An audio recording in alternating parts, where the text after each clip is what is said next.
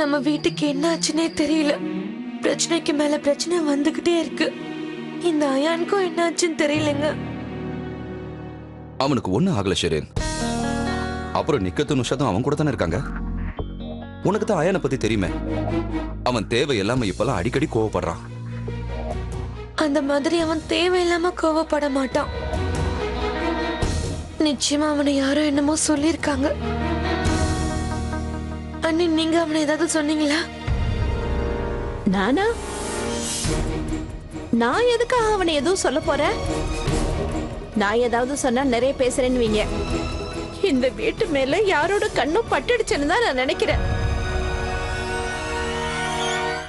ஷெரீன், நீ தேவையில்லாம யார் பேசுறதையும் கேட்டுக்கிட்டு மனசு கஷ்டப்படாத.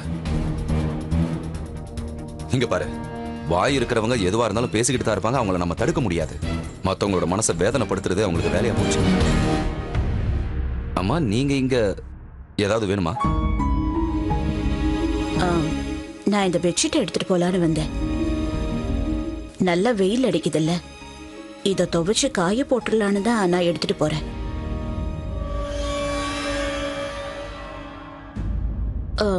ஷெரீனுக்கு என்ன ஆச்சு? ஒண்ணு இல்லம்மா, கொஞ்சம் லேசா தலை சுத்துது போல இருக்கு. ரெஸ்ட் எடுத்தானா எல்லாமே சரியாயிடுமா? அப்படியா? சரி, உள்ள கூட்டிட்டு போ, ரெஸ்ட் எடுக்கட்டும். வா ஷெரீன்.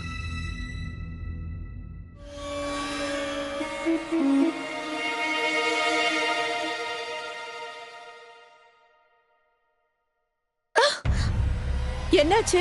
என்னமோ இருக்கு. எலி மாதிரி இருந்துச்சு. இரு, நான் லைட்டை போடுறேன்.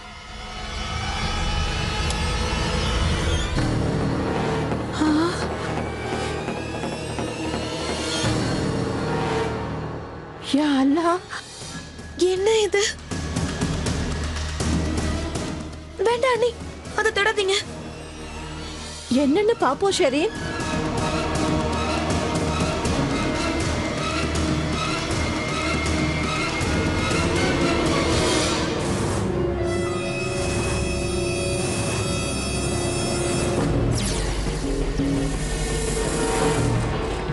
ரஷித் மியான், இப்ப கூட நீங்க அப்படிதான் சொல்லுவீங்களா? இது என்னோட பிரம்மன்னு சொல்லுவீங்களா? சரி, இது மாயமந்திர பொம்மை. அப்புறம் இத நல்லா பாருங்க. இந்த பொம்மையோட முடி ஷெரீனோட முடி மாதிரியே இருக்கு.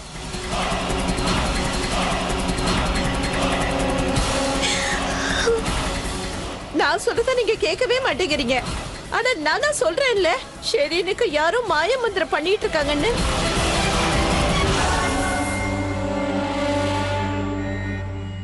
யா அல்லாஹ், அதான் எனக்கு உடம்பு ரொம்ப வீக்கா இருக்கும். இதனாலதான் எனக்கு தலை சுத்துதா ராஷு. எனக்கு யாரோ சூனியம் வச்சுட்டாங்க போல இருக்கு. அக்கா, போதும், உங்க பேச்சை நிறுத்துங்க. இங்க யாரும் எந்த சூனியமும் வைக்கல. ஷெரீன், ஷெரீன், இங்க பாரு, நான் சொல்றதை கேளு. நீங்க இந்த பொம்மையை பார்த்து தேவையில்லாம பயப்படுறதுனாலதான் உனக்கு இந்த மாதிரிலாம் தோணுதுன்னு நினைக்கிறேன். உன்னோட பயத்தை உன் மனசுல இருந்து தூக்கி எறி, எல்லாமே சரியாயிடும். ஒண்ணு ஆகாது. நீ வா, அமைதியாரு, வா.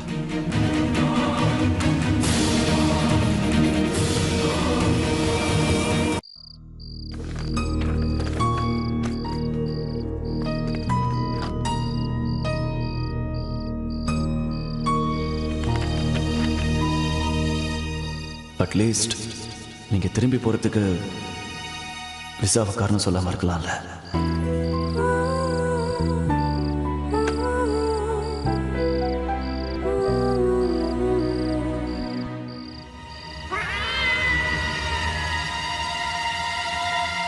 ஜோயா, நீ என்ன யோசிச்சுட்டு இருக்க? ஒன்றும் இல்லை, சும்மா அப்படியே.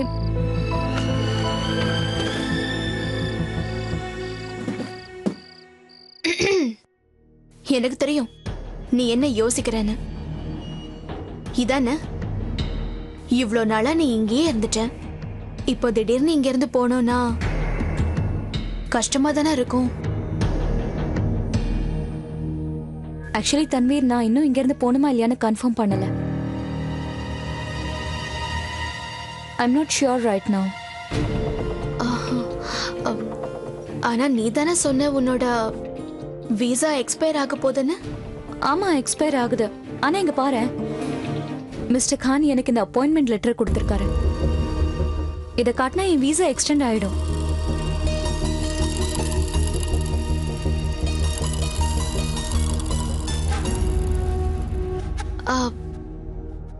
இத ஜாமிதா உன்கிட்ட கொடுத்தாரா? ம். இனிமே நான் விரும்பினா இங்க இருக்கலாம். ஆனா எனக்கு ஒண்ணுமே புரிய மாட்டேங்குது தன்வீர். உனக்கு ஒண்ணு தெரியுமா, நான் இங்க இருந்து போறதுக்கு முக்கியமான ரீசனே மிஸ்டர் கானுக்கு நான் இங்க இருக்கிறத கொஞ்சம் கூட பிடிக்காம இருந்தது. டே 1ல இருந்து ஜோயா இங்க இருந்து எப்ப போவான் தான் அவர் காத்துட்டு இருந்தாரு. அப்படிதான் எனக்கு தோணுச்சு. ஆனா இந்த லெட்டர் பார்த்ததுக்கு அப்புறம் எனக்கு நான் தப்பா நினைச்சேன்னு தான் தோணுது. ஆமால, ஐ நோ தன்வீர், இதுல நிறைய கன்ஃபியூஷன் இருக்கு. நீ தப்பா எடுத்துக்காத தன்வீர். ஏன்னா மிஸ்டர் கான் உன்னோட சின்ன வயசு ஃப்ரெண்டு. ஆனா அவர் கொஞ்சம் இமோஷனலி சேலஞ்ச்ட்.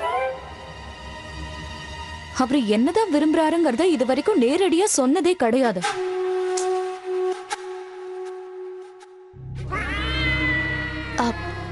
ஆனா ஜோயா, இப்ப கேள்வி என்னன்னா, நீ என்ன நினைக்கிறங்கிறது தான். நீ இங்க இருந்து போக விரும்புற, அப்படித்தானே? நானா? ஆமா.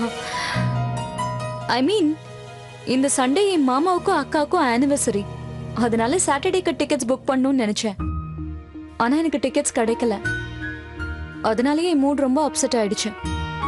பத்தாததுக்கு இப்ப இன்னொரு கன்ஃபியூஷன், நான் போறதா வேண்டாமான்னு. நீ மிஸ்டர் கானோட சின்ன வயசு ஃப்ரெண்ட் தானே? நீயே சொல்ல, அவர் இப்படி எல்லாம் பண்றதுக்கு காரணம் என்னவா இருக்கும்? அவர் என்ன நினைக்கிறாரு? நான் போக கூடாதுன்னு தானே அவர் விரும்புறாரு. ஜோயா, ஜாமிய புரிஞ்சுக்கிறது ரொம்ப கஷ்டம். அவர் நேரா எதையுமே சொல்ல மாட்டாரு. அதனால அவரோட மனசுல என்ன இருக்குன்னு யாராலையுமே புரிஞ்சுக்க முடியாது. எக்ஸாக்ட்லி. மிஸ்டர் கான் அவரோட மனசுல என்ன இருக்குங்கறத யார்கிட்டயும் நேரடியா சொல்லவே மாட்டாரு. அதான் பிரச்சனையே. இப்ப நீயே பாரு, இந்த லெட்டரை கொடுத்து இன்டைரக்ட்லி அவர் என்ன போக கூடாதுன்னு தானே சொல்றாரு. எப்பவுமே நான் என்னோட இன்டெலிஜென்ஸை யூஸ் பண்ண வேண்டியதா இருக்கு தன்வீர். பட் ட்ரஸ்ட் மீ, நீ ரொம்பவே ஸ்வீட். பாரு, நீ ஒரு நிமிஷத்துல என்னோட எல்லா கன்ஃபியூஷனையும் கிளியர் பண்ணிட்ட. Now decided. நான் எங்கேயும் போறது கிடையாது. ஹாப்பி.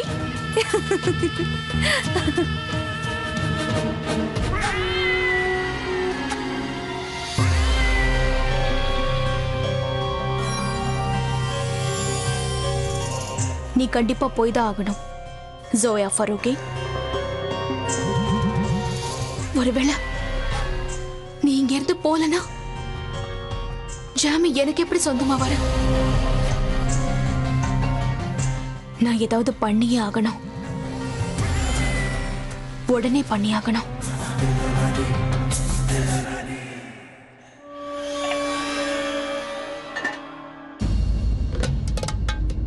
அட சரி, நீங்க சமையல் கட்டுல நீ என்ன பண்ணிக்கிட்டு இருக்க? உனக்கு தான் உடம்பு சரியில்லைல்ல, நீ பேசாம போய் ரெஸ்ட் எடு. அண்ணே, நீங்க ஏன் தண்ணி சூடு பண்ணிருக்கீங்க? அட, பாத்திரம் ரொம்ப பிசு பிசுன்னு இருக்கு. அதனால தண்ணிய சூடு பண்ணி சுத்தம் பண்ணா நல்லா சுத்தமாயிடும் தான் தண்ணிய சூடு பண்ணிட்டு இருக்க. சரி, அந்த பாத்திரத்தை கொஞ்சம் காலி பண்ணி என்கிட்ட கொடு, சரியா?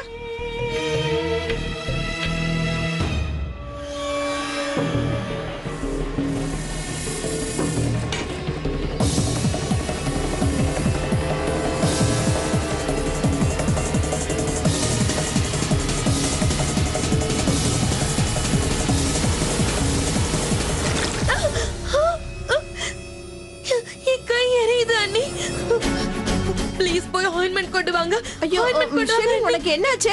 ஐயோ, கைக்கு என்னமோ ஆயிடுச்சே. அண்ணி, ஐயோ, உன்னோட கையை வா வா வா வா. ஒரு நிமிஷம் அண்ணி, நான் ஐஸ் தண்ணியை ஊத்திட்டு வரேன். அட, நான் சொல்றத கேளு. முதல்ல இங்க இருந்து வா, நான் உனக்கு என்ன பண்றேன்னு பாரு. அண்ணி, ரொம்ப எரியுது. அட, ஒரு நிமிஷம் இரு. சரி, நீங்க என்ன தேட போறீங்க அண்ணி?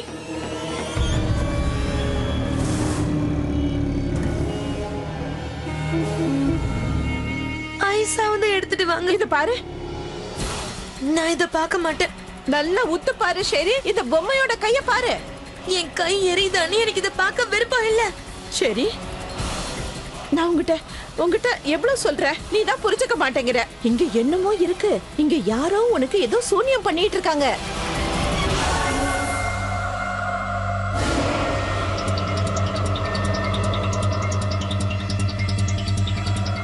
அது என்னன்னா, அவங்க ரொம்ப புத்திசாலியா இருக்காங்க. அவங்க ரொம்ப புத்திசாலித்தனமா நடந்துக்கிறாங்க. சரி, அவங்க தான் உனக்கு சூனியம் பண்ணி வச்சிருக்காங்க. சரி,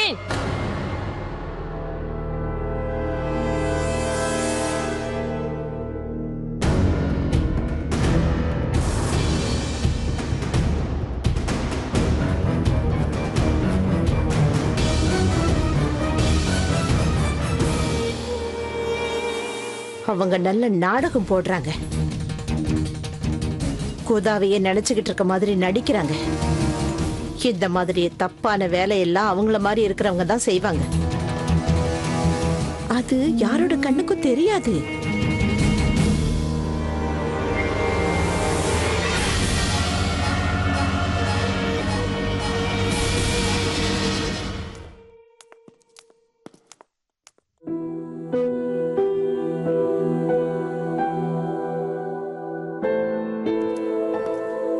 மிஸ் ஃபாருக்கி, நான் உங்ககிட்ட ஒரு லெட்டர் கொடுத்தேன்ல, அது ஓகே தானே? ஐ மீன், அதுல வேற ஏதாவது இன்ஃபர்மேஷன் ஆட் பண்ணணுமா? I think it's fine. அப்படின்னா நாளைக்கே நீங்க விசா ஆஃபீஸ்க்கு போய் அதை கொடுத்துருவீங்கல்ல?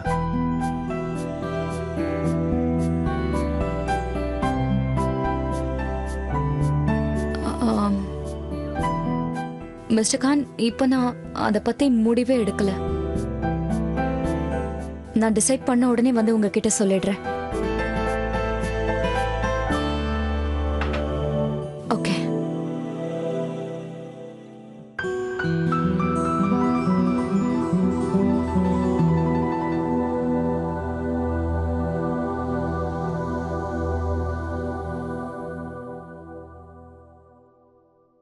மிஸ்டர் கான் இருக்காரு. அவர் நான் இங்கதான் இருக்கணும்னு ஆசைப்பட்டாருன்னா அதை நேரடியா சொல்லிருக்கலாம்ல. இப்படி வளைச்சு வளைச்சு பேசினா என்ன அர்த்தம்? அவளால நேரா பதில் சொல்லவே முடியாதா? இது என்ன பதில்னு எனக்கு சுத்தமா புரியல. கன்ஃபியூஸ் ஆன பொண்ணு. Complicated man. எப்பவுமே ரொம்ப டஃப்பா தான் பேசுவார். ரொம்ப ஸ்மார்ட்டா இருக்க முயற்சி பண்றா. But actually she is dump. நான் இன்டெலிஜென்ட்டா இருக்கிறதுனால அவர் என்ன சொல்ல வராருன்னு புரிஞ்சுக்கிட்டேன். இல்லைன்னா நான் போயிருப்பேன், இவரை நின்று பார்த்துக்கிட்டே இருந்திருப்பாரு. அது அது என்ன மாதிரினா தலையை சுத்தி மூக்க தொடுற டைப். அவ இங்க இருந்தா இருக்கட்டும், இல்லைன்னா திரும்பி போகட்டும். நான் மறுபடியும் கேட்க போறதில்ல. மிஸ்டர் கான், நீங்க எதையும் சொல்ல வேண்டிய அவசியமே இல்லை. I know how to read your mind.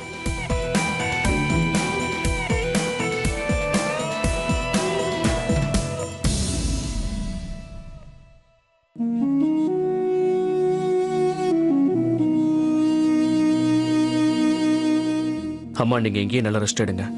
நான் போய் உங்களுக்கு மாத்திரை எடுத்துட்டு வரேன். மாத்திரையால என்ன ஆக போதாயான்? அம்மா, நீங்க தேவையில்லாம கவலைப்படுறீங்க. நான் இப்போ உங்களுக்கு ஒரு பெயின் கில்லர் கொடுக்குறேன். நீங்க நல்லா தூங்கி எழுந்துருங்க, எல்லாம் சரியா போயிடும். இந்த காயம் இன்னொருத்தங்களால ஏற்பட்டது இல்ல.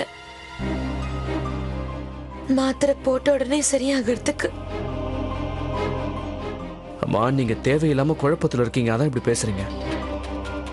நான் முதல்ல உங்களுக்கு மாத்திரை கொண்டு வரேன், அதை போட்டுட்டு நீங்க படுங்க. காலையில எழுந்ததும் எல்லாமே சரியா போயிடும். சரியா? இந்த நான் இப்போ வந்துடுறேன்.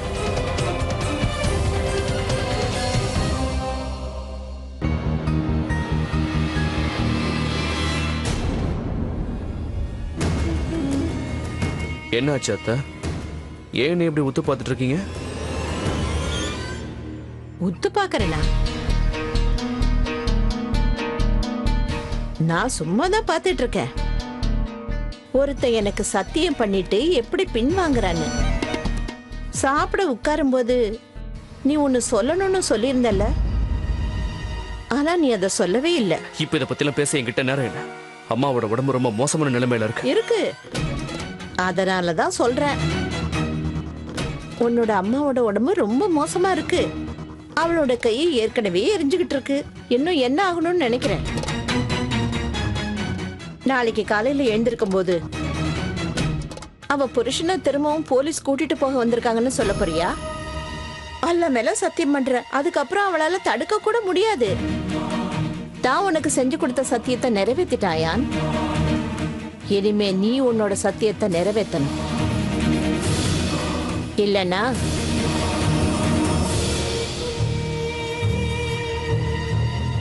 இதுக்கு மேலையும் என்னால பொறுத்துக்கிட்டு இருக்க முடியாதாயா? இதுக்கு மேல முடியாது.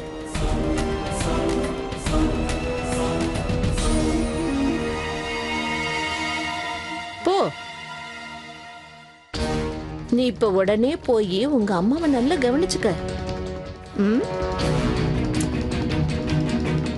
பாவம், அவளுக்கு ஏற்கனவே நேரம் சரியா இல்ல. யாருக்கு தெரியும், நாளைக்கு சூரியன் உதிக்கும் போது ஏதாவது கெட்ட செய்தி வந்தாலும் வரலாம். போ.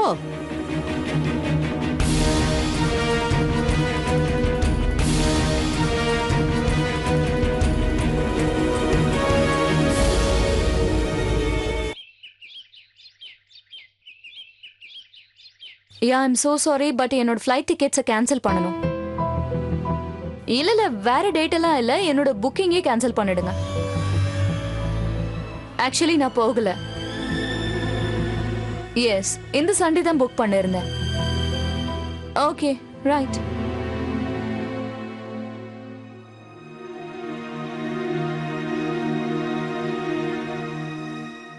தனு, மிஸ் ஃபருக்கே உங்களோட டிக்கெட்ஸை கேன்சல் பண்ணிட்டாங்களா? ஆமா, சண்டே டிக்கெட்டை கேன்சல் பண்ணிட்டாங்க. சண்டே அப்படின்னா? அது என்னன்னா, சண்டேக்கு முன்னாடியே போகணும்னு நினைக்கிறாங்க.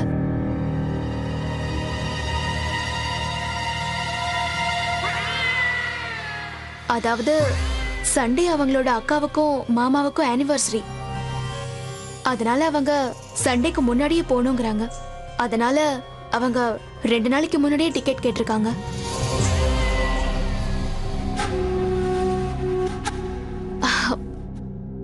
இங்க பாருங்க ஜாமி, நான் பாயசம் பண்ணிருக்கேன். அப்படியே அத்தை பண்ண மாதிரி. அத்தை இங்க இருந்திருந்தாங்கன்னா என்னை எதையும் செய்ய விட மாட்டாங்க. இன்னைக்கு எனக்கு ஒரு சந்தர்ப்பம் கிடைச்சதுனால, உங்களுக்கு தான் தெரியுமே எனக்கு சமைக்கிறதுனா ரொம்ப பிடிக்கும்னு.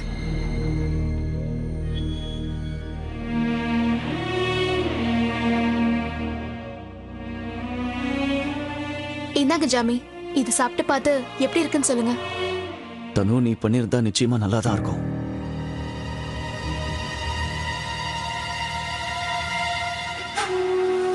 ஜாமி, நீங்க ஜோயாவை நினைச்சுதான் கவலையா இருக்கீங்களா? இல்ல, நாட் லைக் தட். ஆக்சுவலி அவங்க அவங்களோட வீசாவை நினைச்சு ரொம்ப டென்ஷனா இருந்தாங்க. அதனாலதான் அதான் அவங்க வீசா கொஞ்சம் எக்ஸ்டெண்ட் ஆச்சுன்னா அவங்க இங்க இருக்கலாம்ல. அவங்க நினைச்சா இங்க இருக்க முடியும். ஆனா எனக்கு என்ன தோணுதுன்னா, அவங்களுக்கு இங்க இருக்க மனசே இல்ல. அவங்க ரொம்ப வருத்தத்துல இருக்காங்க. அதனாலதான் இங்க இருந்து சீக்கிரம் போகணும்னு நினைக்கிறாங்க. ஆனா பாருங்க, டிக்கெட்டும் கிடைக்க மாட்டேங்குது.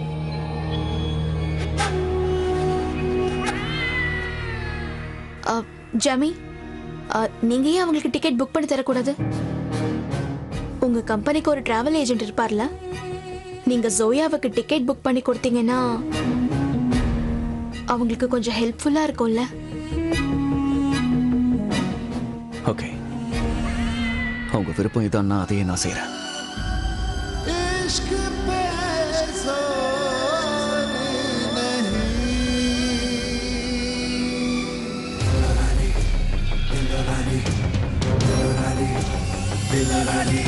சபாஷ் தன்வி, எவ்வளவு சூப்பரா பாயசம் பண்ணிருக்கேன். இந்த பாயசத்துல இனிப்பு இருந்தாலும் எப்படி சர்க்கரையை கண்டுபிடிக்க முடியாதோ அந்த சர்க்கரை மாதிரி நான் இருந்து இந்த வீட்டை விட்டே ஒன்னு அனுப்புறேன் பாரு.